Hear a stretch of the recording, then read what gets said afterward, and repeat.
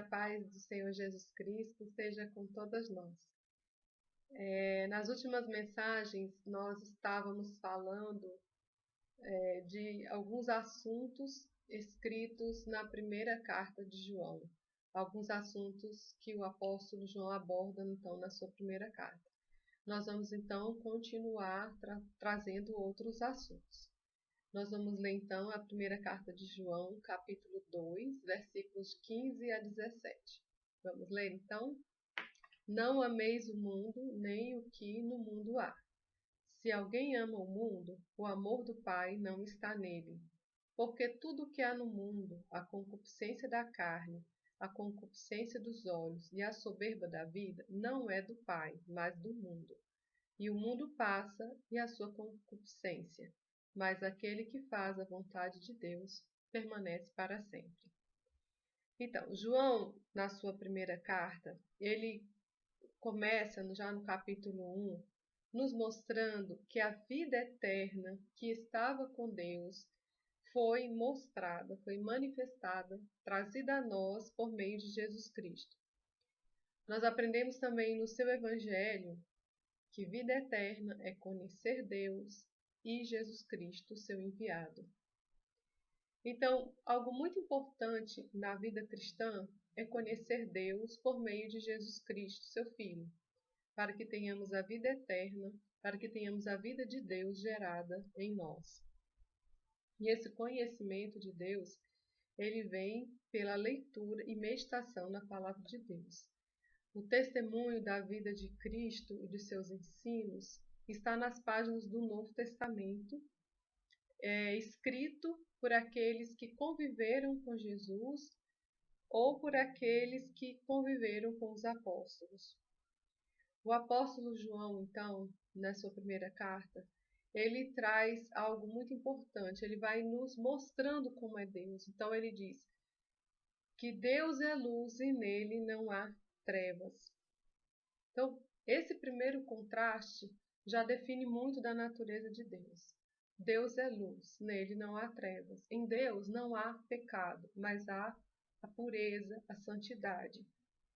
Então, quem se achega para a luz de Deus, que é Cristo, alcança a vida eterna, a vida de Deus. Quem permanece, quem se afasta dessa luz, quem permanece em trevas, não permite que essa luz de Cristo brilhe em sua vida, está caminhando efetivamente para a morte eterna.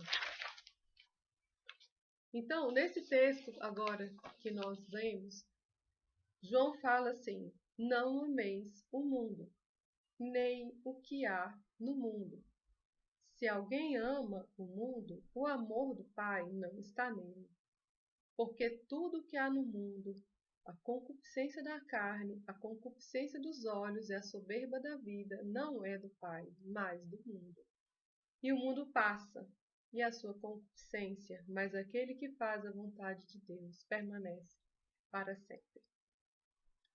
Então, nesse trecho agora da carta de João, vemos que não devemos amar o mundo, nem aquilo que no mundo há.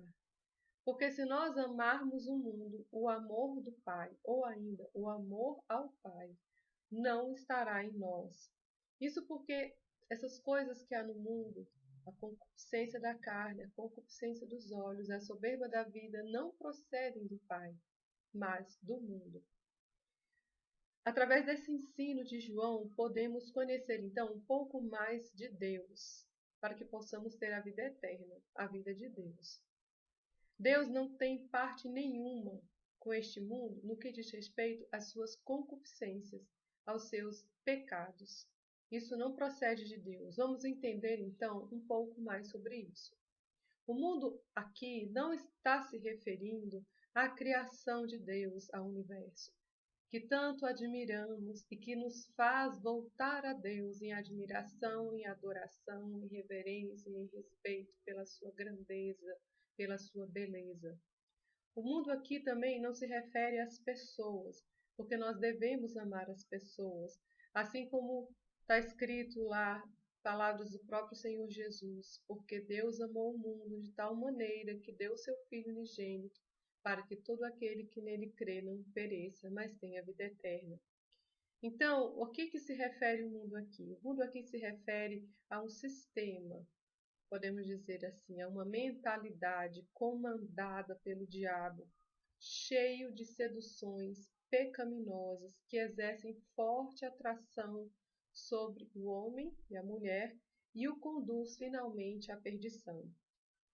Essas seduções estão aqui classificadas em três: a concupiscência da carne, a concupiscência dos olhos e a soberba da vida. Em linhas gerais, a concupiscência significa cobiça, desejo forte, desenfreado, paixões. A concupiscência da carne, que existe no mundo, se refere àquilo que desperta do homem a busca pela satisfação de suas paixões carnais. A concupiscência dos olhos, que existe no mundo, seduz o homem ao pecado por aquilo que ele vê. E a soberba da vida é a sedução pelo poder, por ser grande neste mundo, por ser admirado por todos. Essas coisas não procedem de Deus, mas do diabo, porque o mundo jaz no maligno. E isso também está escrito na primeira carta de João. E a mente terrivelmente maligna que está por trás de tudo isso é o próprio Satanás, seduzindo as pessoas ao pecado, a buscarem os prazeres pecaminosos. O mundo, como dissemos, jaz no maligno. Por isso, e vemos essa atuação dessa mentalidade, desse sistema maligno em todas as áreas. Nós vemos isso na política, na área social, econômica, religiosa, na área de educação, na música, na moda, no entretenimento. Isso contaminou todas as áreas. Todas essas áreas que envolvem a vida do ser humano, o diabo traz a sua corrupção, a sua mancha, com mentira, com imoralidade, suscitando ódios, iras, facções, invejas, ganâncias, vaidades vãs, enfim, tudo o que é contrário à vida eterna, à vida pura de Deus. Por isso João traz o seguinte mandamento: não ameis o mundo, nem o que no mundo há. Se alguém ama o mundo, o amor do Pai não está nele. Se o amor do Pai está em nós, não iremos amar ao mundo. Se nós amarmos a Deus, nós não iremos amar ao mundo. Porque essas coisas que no mundo há, controlado pelo diabo, não procedem de Deus. Somos de Deus, irmãos. Nós pertencemos a Deus e sabemos que o mundo inteiro jaz no maligno. É isso que está na primeira carta de João, capítulo 5, versículo 19. João diz assim: sabemos que somos de Deus e que o mundo jaz no maligno. Continuando esse trecho que lemos inicialmente, João diz: e o mundo passa, e a sua concupiscência, mas aquele que faz a vontade de Deus permanece para sempre. Toda concupiscência, toda sedução, todo esse esplendor que há no mundo, um dia vai passar, porque um dia este mundo será destruído. Todo o encantamento, a aparência deste mundo passa, vai passar. E já temos visto passado quantos grandes personagens grandes deste mundo passaram.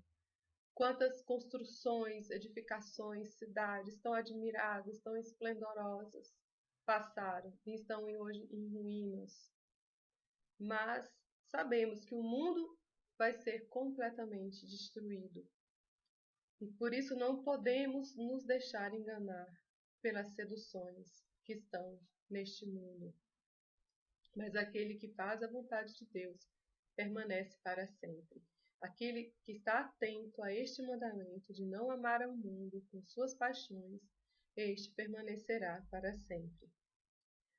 Paulo, na sua primeira carta aos Coríntios, no capítulo 7, versículo 31, ele fala coisas semelhantes. Ele diz assim: e os que usam deste mundo, como se dele não usassem, porque a aparência deste mundo passa.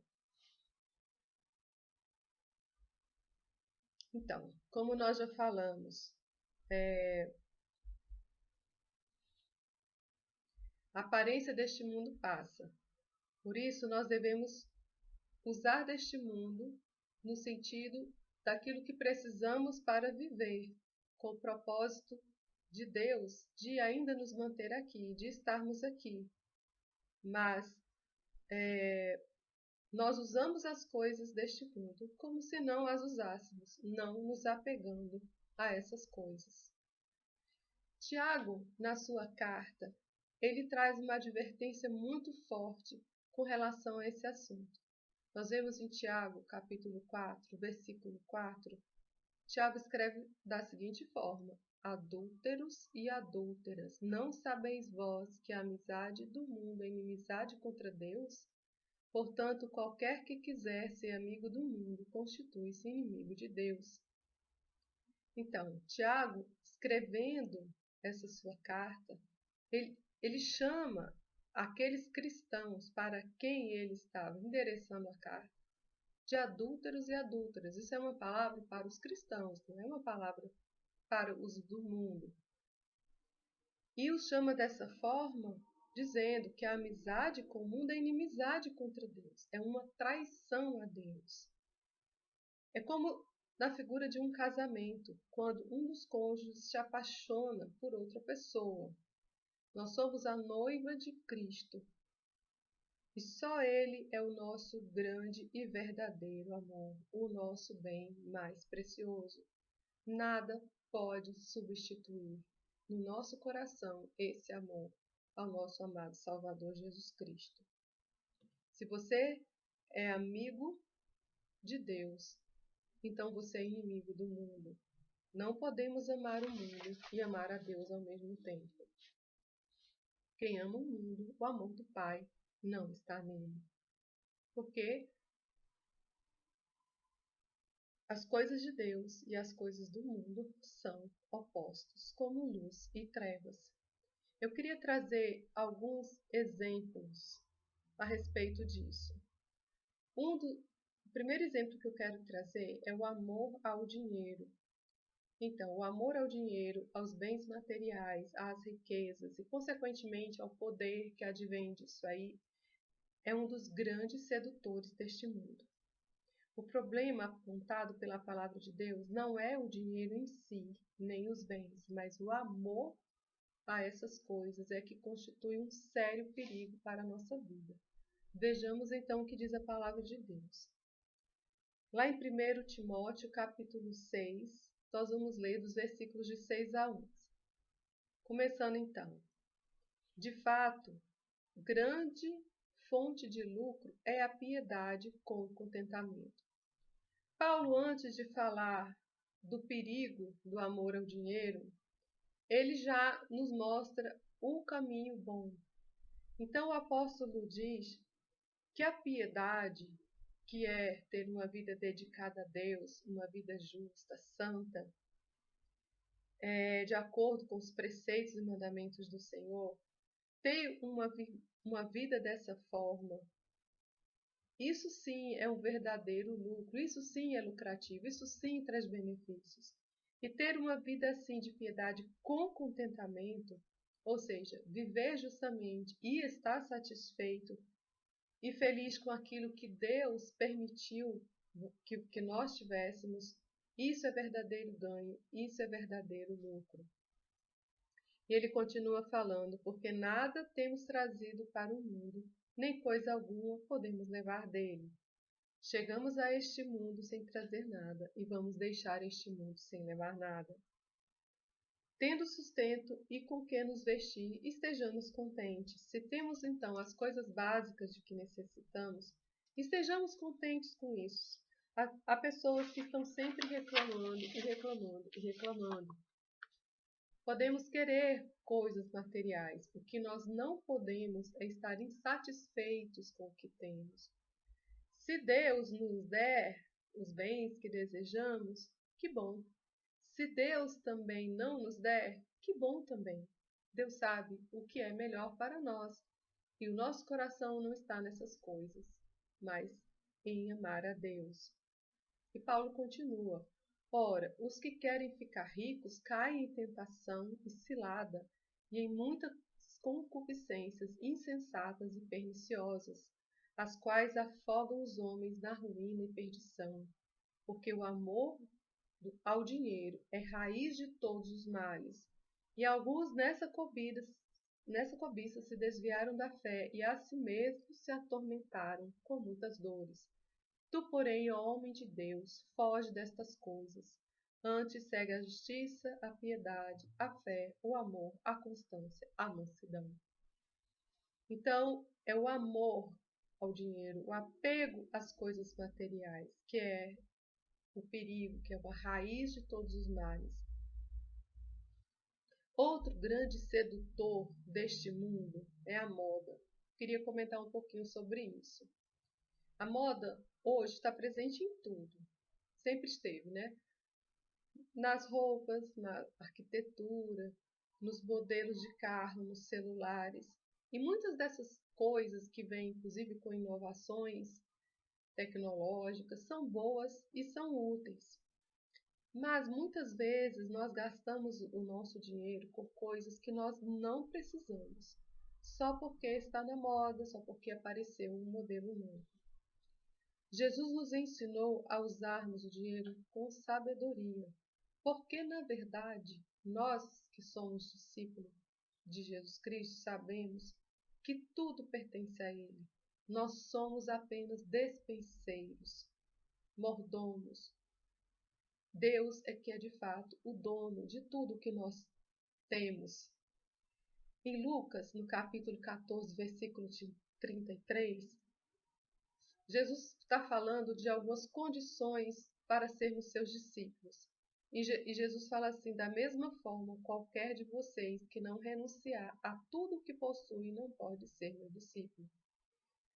Então, um dos requisitos de sermos discípulos do nosso amado Mestre é renunciar a tudo que possuímos. É assentar mesmo no nosso coração que tudo que nós possuímos pertence ao Senhor. Nós somos apenas mordomos desses bens. Eles, de fato, pertencem ao Senhor. Então, nós devemos usar o dinheiro que ganhamos, pela graça de Deus, com sabedoria. Porque, na verdade, o dono é Deus. Nós somos discípulos de Jesus Cristo. Eu queria trazer aqui para as irmãs um versículo na Bíblia que nos mostra como Jesus gastava o seu dinheiro. Nós vamos ler esse trechinho para nós entendermos melhor o contexto. Está lá em João capítulo 13, versículos 26 a 29. Está escrito assim: Respondeu Jesus: Aquele a quem eu der este pedaço de pão molhado no prato. Então, molhando o pedaço de pão, deu a Judas Iscariotes, filho de Simão. Tão logo Judas comeu o pão, Satanás entrou nele. O que você está para fazer, faze depressa, disse-lhe Jesus. Mas ninguém à mesa entendeu por que Jesus disse isso. Visto que Judas era o encarregado do dinheiro, alguns pensaram que Jesus estava lhe dizendo que comprasse o necessário para a festa ou que desse algo para os pobres. Então, Jesus deu aquele pedaço de pão molhado a Judas para mostrar para João, a pedido que Pedro tinha pedido a João que perguntasse ao Senhor quem era o traidor. Então, Jesus dá aquele pedaço de pão molhado para Judas e fala para Judas assim: o que você tem para fazer, faz depressa. Os discípulos não entenderam aquela fala de Jesus para Judas. Eles não sabiam a que Jesus estava se referindo. Então, o que foi que eles pensaram? Eles pensaram que, como Judas era o encarregado do dinheiro, Jesus teria dito a ele para comprar alguma coisa necessária para a festa da Páscoa que eles estavam ali celebrando, algo que estivesse faltando ou que desse alguma coisa aos pobres. Então, esse deveria ser, com certeza, o costume de Jesus com relação ao uso do dinheiro. Comprar o que fosse necessário e ajudar os necessitados, os pobres. Se Jesus fez isso, nós devemos seguir o exemplo do nosso Mestre aqui também, usando o nosso dinheiro com o que for necessário e ajudando os pobres, principalmente os necessitados, nossos irmãos necessitados. Com relação ainda à moda, vamos falar um pouco quanto ao nosso modo de vestir. É importante estarmos atentas, observando a palavra de Deus, especialmente quanto à decência do que vestimos, porque muito do apelo que está presente no mundo usa esse instrumento da moda e conduz o homem à imoralidade, à fornicação, à luxúria, ao adultério. Então, muito desse apelo que o inimigo usa nessas áreas está ligado ao que é ditado pela moda. Nós vamos ler o que a palavra de Deus nos diz, de linhas gerais, que devemos observar com relação à nossa maneira de vestir. Em 1 Timóteo 2, versículos 9 e 10, fala assim: da mesma sorte que as mulheres em traje decente se ataviem com modéstia e bom senso, não com cabeleira frisada com ouro, pérolas ou vestuário caro, dispendioso, porém com boas obras, como é próprio às mulheres que professam ser piedosas. Paulo estava ali passando instruções ao jovem pastor Timóteo.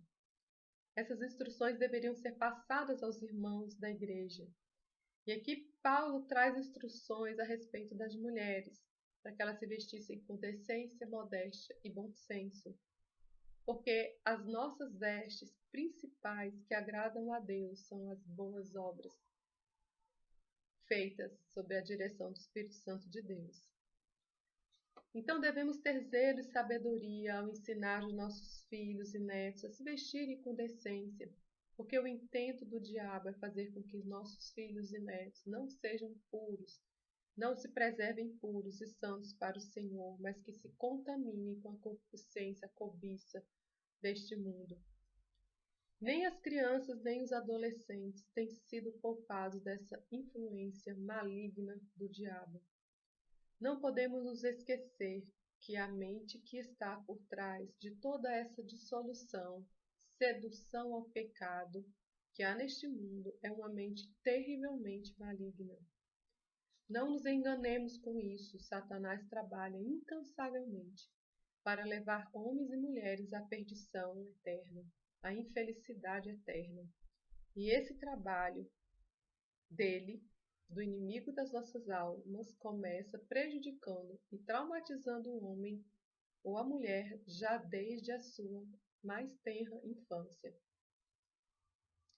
Queridas, a mentalidade, os ensinos deste mundo estão em completa oposição aos ensinos da palavra de Deus. Lá em Lucas 16, versículo 15, Jesus nos diz que aquilo que é elevado entre os homens é abominação diante de Deus. Não nos esqueçamos jamais disso. Vamos ler agora alguns textos da palavra de Deus que tratam também desse assunto. Paulo, escrevendo ali aos Romanos, ele faz quase que um apelo aos irmãos com relação a isso. Ele fala: rogo-vos, Romanos 12, versículos 1 e 2, rogo-vos, pois, irmãos, pelas misericórdias de Deus, que apresenteis o vosso corpo como sacrifício santo, vivo e agradável a Deus, que é o vosso culto racional. E não vos conformeis com este mundo, mas transformai-vos pela renovação da vossa mente, para que experimenteis qual seja a boa, agradável e perfeita vontade de Deus. Toda a nossa mensagem aqui tem sido no intuito de nós conhecermos mais a Deus. E a consequência disso tudo que nós temos falado, né, um dos aspectos é que o mundo e as pessoas que estão sobre esse jugo, essa influência terrivelmente maligna de Satanás, elas não conhecem a Deus e não podem entender os ensinamentos de Deus, nem o comportamento dos cristãos. Por isso, muitas vezes são até incitadas pelo diabo a perseguirem os cristãos. E isso não é para causar estranheza a nós cristãos. Vamos ler alguns textos que falam sobre isso. O próprio Senhor Jesus nos advertiu sobre isso também.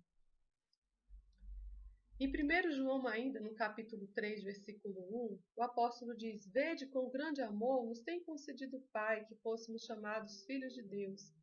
Por isso o mundo não nos conhece, porque não o conhece a Ele. Então, João está falando, o mundo não nos conhece, porque não conhece a Deus. Em João 14, 16 a 18, Jesus fala assim: Eu rogarei ao Pai, e Ele vos dará outro Consolador, para que fique convosco para sempre. O Espírito de verdade, que o mundo não pode receber, porque não o vê e nem o conhece. Mas vós o conheceis, porque habita convosco e estará em vós. Quanto à perseguição, Jesus também nos advertiu. Em João 17, 14 a 17, fala: Dei-lhes a tua palavra e o mundo os odiou, porque eles não são do mundo, como eu também não sou do mundo. Em 1 João, ainda capítulo 3, versículo 13, fala: Meus irmãos, não vos maravilheis se o mundo vos odeia. Queridas, nós não somos deste mundo e não queremos a mentalidade deste mundo ditada pelo diabo. Não importa para nós se o mundo irá nos odiar ou nos perseguir, devemos estar preparadas para isso. Muitas vezes, o difícil é quando a perseguição se dá dentro da própria igreja chamada cristã, porque o diabo tem tentado trazer o mundo para dentro da igreja. Não nos esqueçamos nunca que foram os religiosos que levaram Jesus ao julgamento e por fim o mataram, porque os ensinamentos de Jesus mostravam a corrupção e o pecado que havia no coração deles. Que Deus possa nos conceder amor à sua palavra, que possamos nos aplicar à leitura da sua palavra e que eles nos dê entendimento e discernimento para que não sejamos enganados pelo príncipe deste mundo e para que possamos ensinar sempre a pura e perfeita palavra de Deus.